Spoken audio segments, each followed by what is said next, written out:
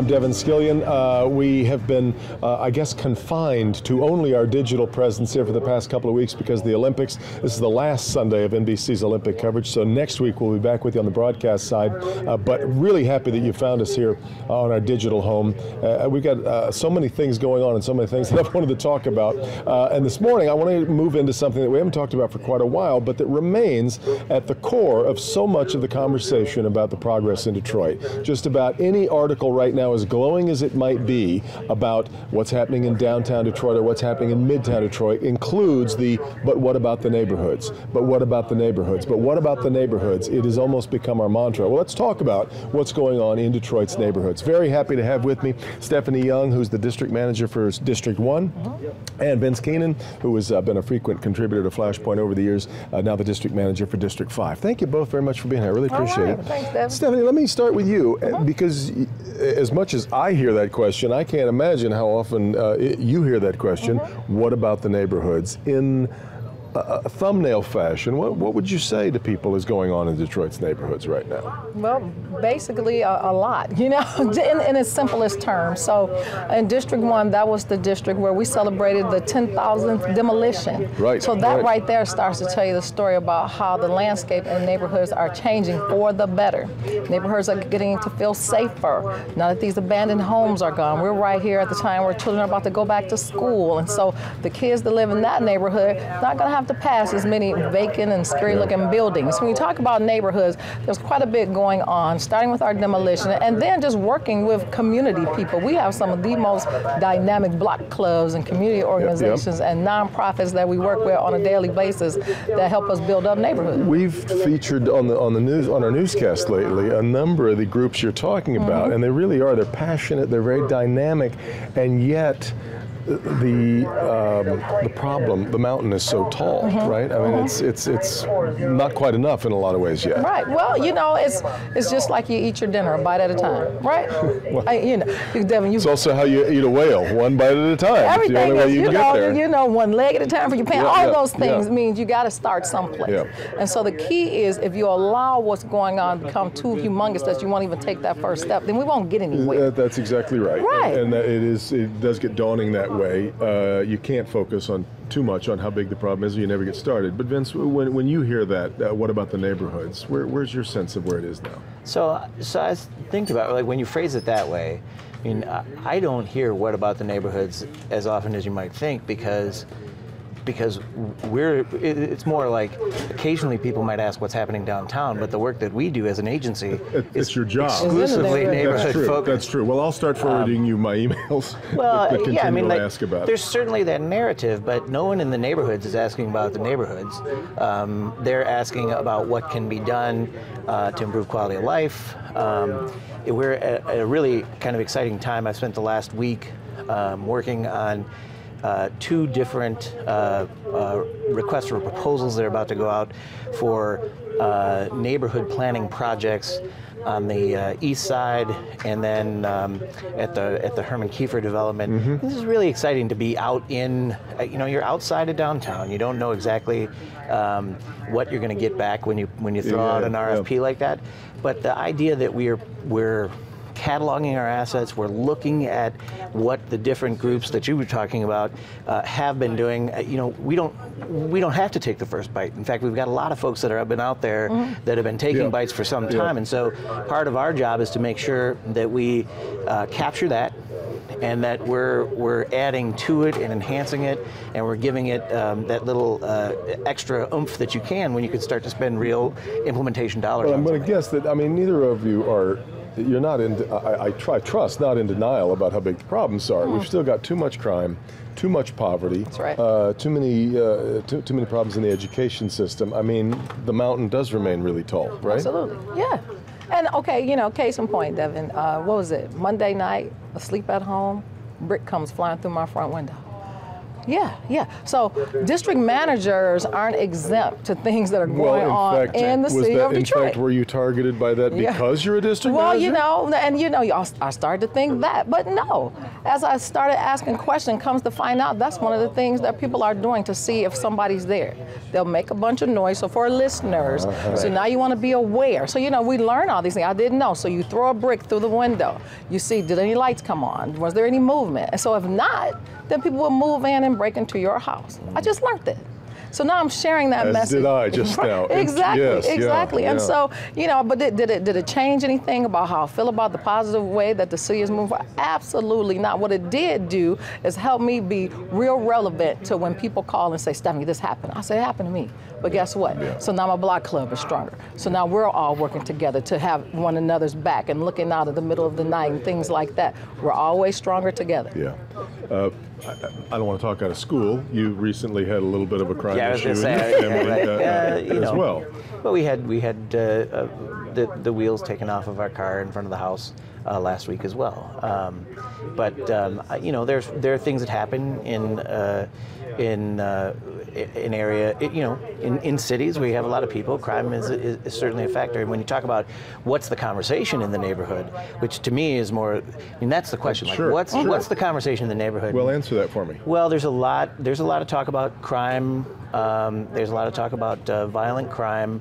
But our police department has been doing a very good job. We haven't seen a lot of the problems that we've seen in other locations.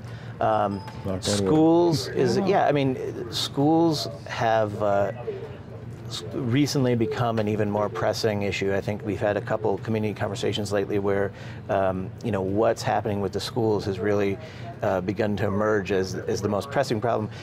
Crime has that cycle. We're in the middle of a hot summer, and so it's not to say, well, you got to live with it. Nobody wants to live with it. We're trying to figure out how to deal with it, but you do see when you get that community conversation going that there's that short-term hit, like what's going on this week, and then there's the longer term, like how are we going to live in this neighborhood and move it forward over the next 3 years, 5 years, 10 years, and a lot of that is being pushed right now by folks who have been there for a long time, meshing with folks in some areas, at least in District 5, we get that conversation where you want to hear the input from folks that have been here 20 years and folks that have been here 5 years. And so there's I think there is a strong desire to start to see solutions to problems now that we have the lights working, now that we have we're doing our trash pickup more frequently. There's less of the non-structural blight, so where people are dumping, we've made that a bigger priority for the police department. We're starting to see more questions about, okay, well, how do we look at these homes that don't need to be demolished, but do need some repair, right? We can't get our street looking to where it needs to look until some folks, and there's a reality, right? Like people don't have the money necessarily to do a porch repair or patch the roof. What are the programs that we can start to put together that help that help after you do demolitions, after you do, maybe there's some tree planting you can do and that sort of thing. So because then you do get back into that broken windows theory, and you've got to. It's not enough to just take care of. That's right. Of the dilapidated house that finally gets knocked down, then you've really got to kind of work on neighborhood building in a different way. Right. I want to talk a little bit more about crime, though.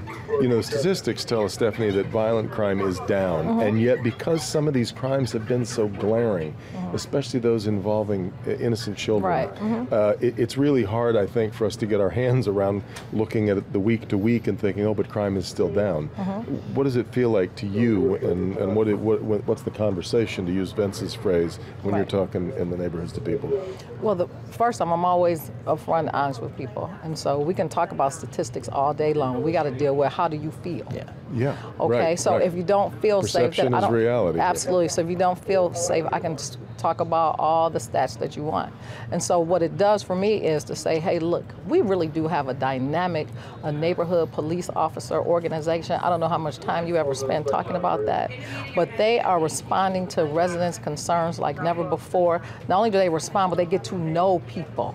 It kind of reminds me of the old days of walking the beat and learning people's names and things like and that. this is part of why Chief Craig believes things are different here than what's going on, and that relationship is really important. And yet, even so, we still have these issues where it takes way too long to get a 911, a response. Right. It's better, it's improved, but it's still, way too long, especially if you're trying to solve a crime. Correct. Right after it's happened. Yeah, and I was fortunate because they didn't know who I was, and they showed right up.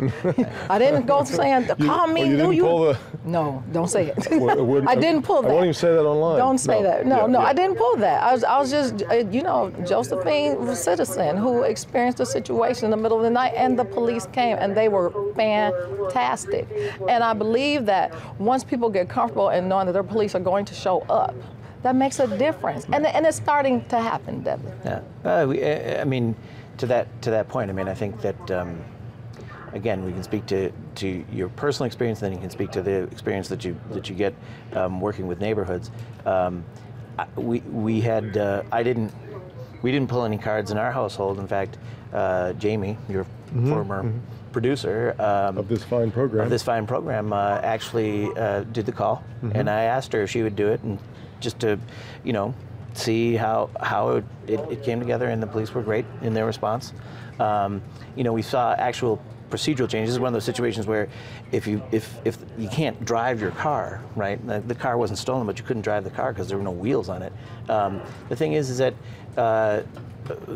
she was able to process it over the phone, which was 2 years ago we had a similar situation happen, a little longer than 2 years ago, and the directive was you got to come downtown, or you got to come to the precinct to do it. And I think the chief has been very responsive to understanding that there's that moment where someone says, yeah, come down to the precinct, and you're looking at a car with no wheels, and you're like, exactly how am I supposed to do that? Yeah. Right. That is really dramatically changing.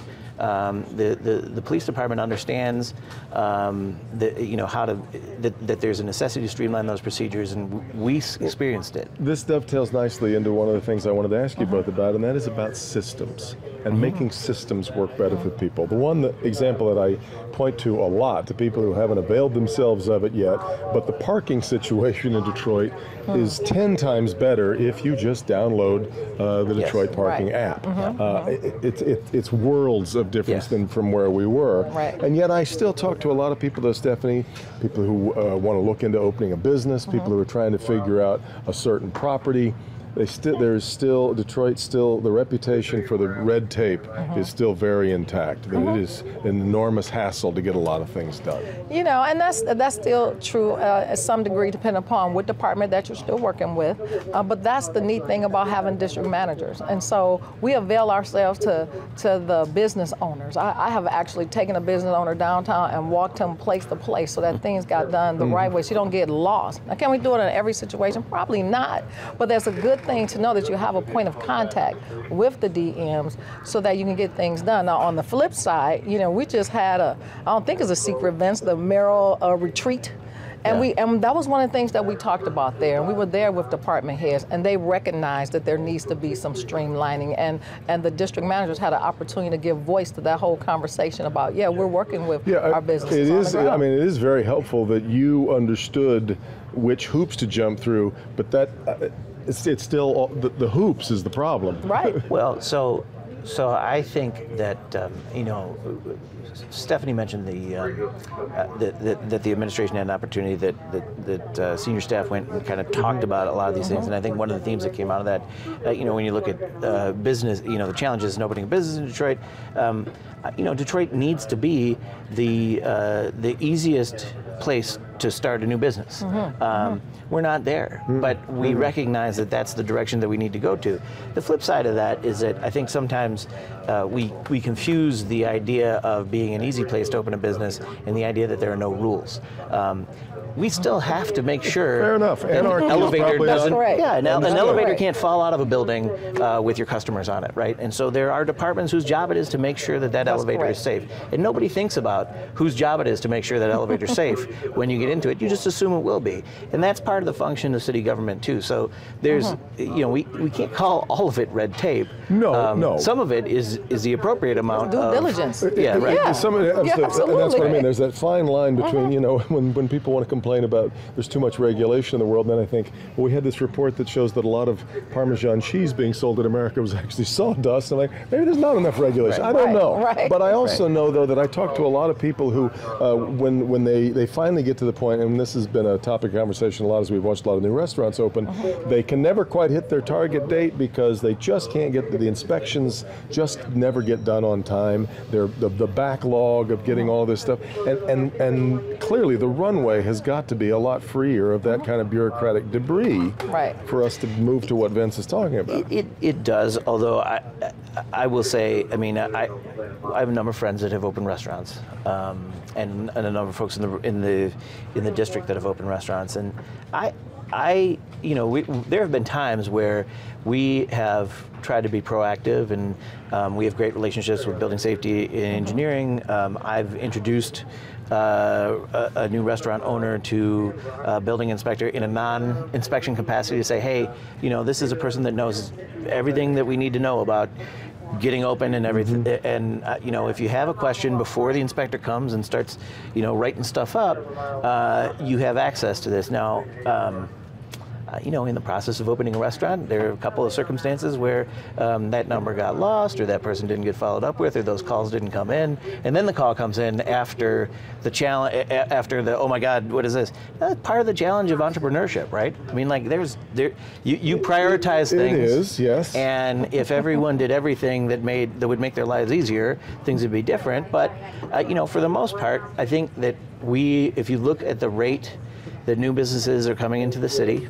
if you look at the new businesses that are opening up, there are challenges, there's no doubt about it. But 10 years ago, when we were talking about entrepreneurship being a driver in the economy in Detroit, it was a lot of idle talk. And now I think we're looking at a dramatic uptick in what's happening. I would agree with that. I'm trying to decide if I should quote Kwame Kilpatrick. I will do this with great trepidation. However, I had a conversation with him long before his troubles amounted, and I thought he was on the money about something about how we have to turn Detroit into a city that understands service. Yes. He said, we're not a service-oriented city. There's not a whole lot of please and thank you on an assembly line, because it's just not the way things are done. But to compete in the modern world, we've got to become a responsive, service-oriented city, and I thought that was kind of on the money. And I agree with you. That's why we have a whole customer service component that's a part of the Department of Neighborhoods. They go and they do training with departments on making certain that the staff know how to respond to residents' concerns. You're right. There will be a time that you could call and, you know, you're hoping that you get somebody nice today. But I believe that it's been a shift, because I'm telling you, I call on behalf of others, and I'm just Stephanie making a call. And they're polite, and I'm like, wow, I see a shift, and I believe that customer service training is making a difference. The last thing I want us to talk about a little bit is the sort of competing ideas that we've seen about the way the city should progress. If we go back to, you know, under Mayor Bing, we were talking a lot about consolidating neighborhoods, and some places were just going to left to fend for themselves. There's a different tactic now. I guess what I want to ask you both is, what do you think is working? What is working to you right now, and what is the best, from what you've seen so far, is the best way toward tomorrow for Detroit neighborhoods? Well, I do believe that the whole strategy about starting with our denser neighborhoods and moving out has been a strategy that has been working. We're going in, we're shoring up these neighborhoods that didn't require a bunch of help. That's allowing us to spend more time in other neighborhoods. That was kind of how we started. That's what we've been following, that path along the way, and it's working. The Grandmont, Rosedale neighborhoods, you know, that's like my more stable communities in District 1. Right. Shored up. They've taken vacant land that we've demolished homes, and they've made community gardens and all those types of things, and now we're moving out. So now we're going over into School Craft Improvement Association. We're spending some time there. It's getting shored up. Now we're doing some creative things there, and I just think that that's working. putting supports in systems that are already working and yes. hoping they can infect other places. And they are in some places. Yeah. You know, I mean, the mayor's last town hall meeting was a citywide town hall meeting, and he gave a platform for our new planning director, Maurice Cox, to talk about more in depth the city's 20-minute neighborhood strategy, kind of to pick up where Stephanie was talking about. You know, we have had you know, challenges over the last several decades, but the thing is one of the interesting things about that is that the actual structure of our neighborhoods hasn't changed dramatically. We still have this capacity to have a commercial corridor that has that has walkable amenities for houses, and this idea of this sort of node system where nothing you need is really outside of a 20-minute walk or bike radius of where you are. Right. Now, the fact that those bones are there, and the fact that we see a sort of forward trend where that is a more desirable layout for a city than, say, the sort of vast, expansive strip mall, big highway model that has sort of dominated design in the suburbs in the last several decades. Like, we see ourselves. You want to talk about what's working? It's sort of old good ideas combined with new energy, and really thinking strategically about how we can make these, life and quality of life improve, where you're spending less time in the car, more time outside, more time commuting as a pedestrian with your neighbors. You see more people, there's more activity. I think what's working is that we're starting to see what neighbors that have stuck it out in the city of Detroit have been saying the whole time. On an the administration is starting to recognize that the reason people have stuck with the city is because it has great bones. It has the right kind of formula to really succeed, and it's been there the whole time. Yeah. Actually, I did have one more topic I wanted to make sure we got to before, and that's the CBA question. A lot of debate right now over community benefit agreements or arrangements, in which somebody who wants to build a business has to agree that it's going to have a certain kind of benefit for the community in which it's located. Some people would say, Stephanie, look, all a business owes anybody is employing people, paying its taxes, and keeping its business, sort of its area clean and progressive and productive. Anything beyond that becomes a hindrance toward getting business in. Others believe that, look, we've got something that those businesses want, and there needs to be a quid pro quo. What's your thought on CBAs? Well, because I have such a successful model in the Myers that opened up in District 1, they weren't forced to reach out to community, and yet they came in and they did it. And here's the key. And so, but does that mean everybody's going to follow what they did? Here, I was just at a different meeting, and I looked over in the corner, and there were some people from the Miller Grove Community Association having a little corner meeting, about 5 of them. So, of course, I stuck my nose in. I'm like, what are you guys doing? I didn't get an invitation. And they're like, Stephanie, we're meeting with the guys from Meyer. We've never stopped meeting with them. From the time they came on board and said, we're looking at having a business here. I think some would argue that that's just good business, and that's, I think it is. Meyer doesn't need a CBA to bind them to that. What they just needed was their own sense of what's the best way forward, and that's what they've done. And that's exactly what they've done, and it's been a great, successful model moving forward. So, some people take a little more prodding to see the things that make sense that others see, right? That's your thoughts. Well, I think it's no doubt. It's going to be challenging for voters because there are the two competing proposals on the ballot. There's the one that we're going to spend a lot more time on Flashpoint, kind of dissecting this. But go ahead. But you've got the one that was pushed by the Sugar Law Center that has some serious structural issues in it, and in some ways sort of presumes that someone else other than elected government should be representing the voice of the people. It concerns me just when we sort of disinvest from the elected government that does have the tax dollars and resources that we give to them, rather than sort of reinvest in their obligation and say, you better get these deals right. So there's that component there. I think the the competing proposal that's also on the ballot actually incorporates a lot more of that thinking and makes sure that while you do capture that community voice, you also have the resources of government to make sure that when you're sitting down across from a $1,000 an hour lawyer hired by a developer that makes money for every hour that you're negotiating, and you're looking at your watch and thinking, oh, how do I feed the kids?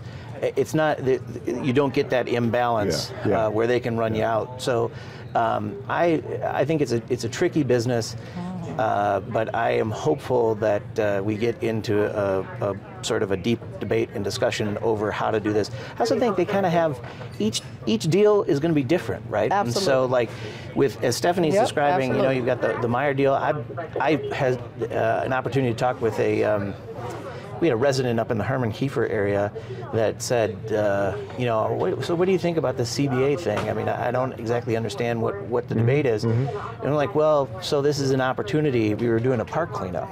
And I said, well, it's part of an opportunity to sort of formalize some of the relationships between developers and the communities that they're impacting. And she looked at me and she said, oh, you mean like that developer over there, who happened to be the developer of Herman Kiefer, who had come to the community cleanup and was unloading a bag of sand into a sandbox in a playground. So each development deal will be different. I think we've got a lot of baggage from bad arrangements in the past that are sort of projecting forward into what we're doing now. No doubt. And so I want our government to be as accountable as possible to making good deals that improve quality of life. And I want voters that don't think that's happening to remove that government. Very good, very good. We'll leave it there. Thank you both very, very much. Stephanie Young from District 1, Vince Keenan from District 5. Thanks, really appreciate it. Great conversation. Hope you enjoyed it as well. And again, coming up next week, we'll be back on our usual broadcast home at 10 a.m. on Sunday mornings. But thank you for being with us here on Flashpoint.